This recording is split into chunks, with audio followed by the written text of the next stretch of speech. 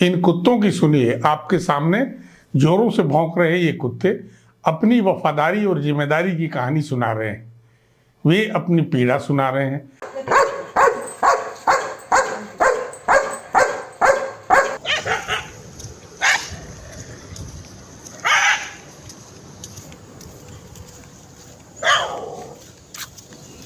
शीर्ष अदालत से उसके फैसले पर मानवतापूर्वक विचार करने की गुहार लगा रहे हैं कुत्ते।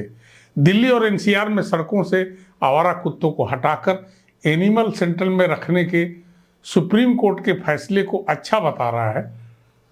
वहीं पशु प्रेमी संगठन 2 करोड़ की आबादी वाले इस शहर में एमसीडी का कोई शेल्टर नहीं है।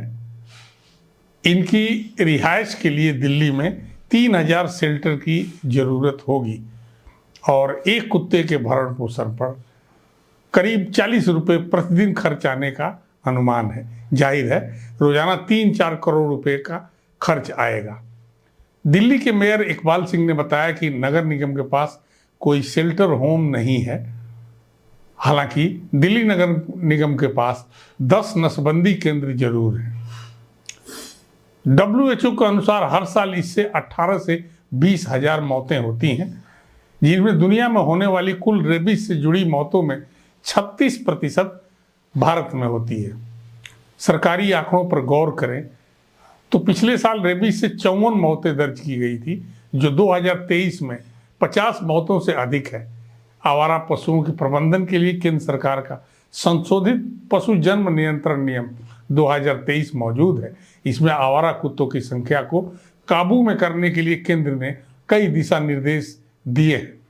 जस्टिस JB पारदीवाला और जस्टिस महादेवन इतने गुस्से में थे कि उन्होंने ABC नियम 2023 को बेतुका बताया है। उन्होंने कहा कि सभी इलाकों से कुत्तों को उठाइए और उन्हें शेल्टर होम में भेजिए। उन्होंने कहा फिलहाल के लिए नियमों को अलग रखिए। पर्यटन के लिए मशहूर गोवा देश का पहला रेबीज कंट्रोल राज्य है, जो जहां 2017 के बाद राज्य में इंसानों में रेबीज के मामले सामने नहीं आए। सिंगापुर में तो आवारा कुत्तों को एक माइक्रोचिप भी लगाई जाती है ताकि उनका पता लगाया जा सके।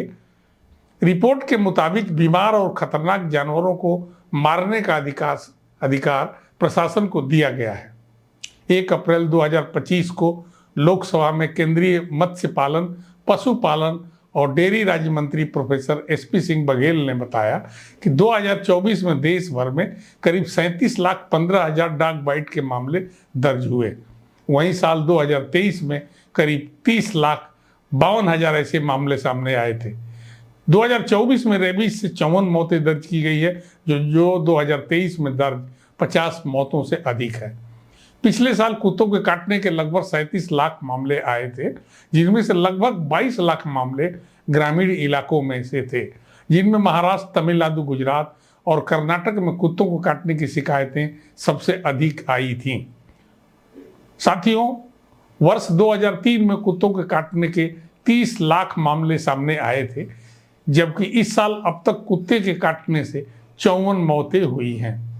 इनमें ज्यादातर मामले रेबीज के थे। जाहिर है आवारा कुत्तों की समस्या बहुत विकराल है।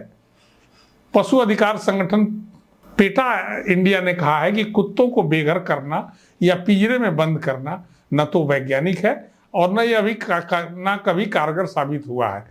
कुत्तों को जबरन हटाना उन इलाकों में रहने वाले लोगों में गुस्सा और कुत्तों के लिए बड़े पैमाने पर तकलीफ पैदा करेगा। इनसे न तो कुत्तों की संख्या घटेगी, न रेबीज के मामले कम होंगे और न ही डॉग बाइट की घटनाएं रुकेंगी।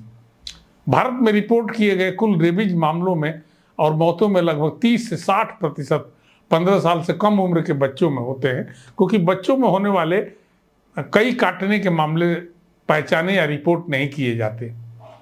खिलाफ कुछ लोगों ने प्रदर्शन भी किया इन सब चीज के खिलाफ। तो कुछ लोग हाथ में कई तख्तियां लिए हुए थे जिनमें लिखा था काल भैरव सब देख रहे हैं। यहाँ तक कि श्राद्ध के अवसर पर गाय, कौवे व कुत्ते के लिए अन्न प्राग्रास निकाला जाता है। सदियों से मनुष्य के अंग जंग संग कुत्ता रहा है। कहा जाता है कि पांडवों के स्वर्गारोहण के वक्त उनके साथ एक श्वान चला गया था, लेकिन आज शहरों में फ्लैट संस्कृति में पालतू जानवरों की भूमिका खत्म होने से वे सड़कों पर आ गए हैं। भूटान वित्त पोषित राष्ट्रीय अभियान के जरिए कुत्तों को पूर्ण नस्बंदी का लक्ष्य हासिल कर लिया है। साथियों, ये रिपोर्ट भेजा है हमारे मित्र और सीनियर जर्नलिस्ट राजीव रंजन नाग ने, जिसको मैं आपके सामने पेश किया। धन्यवाद, नमस्कार।